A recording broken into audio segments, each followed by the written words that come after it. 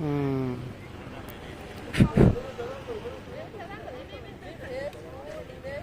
50 টাকার বিনিময়ে আপনি ছবি তুলতে পারবেন ঘোড়ার উপরে উঠে। তারপরে ঘোড়া দৌড়ানো যায়, একটা রাউন্ড দিলে আপনার 50 টাকা, দুই ঘোড়া 100 টাকা দুইজন। তো ওনারা মূলত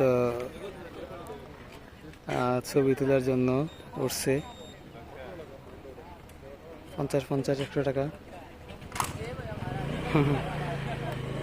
আসলে মালদ্বীপে এইগুলা নাই, গরু ছাগল এগুলো মালদ্বীপে নাই। এই ঘোড়াটা ওনারা মনে হয় বাইরের দেশ থেকে এটা সংগ্রহ করছে,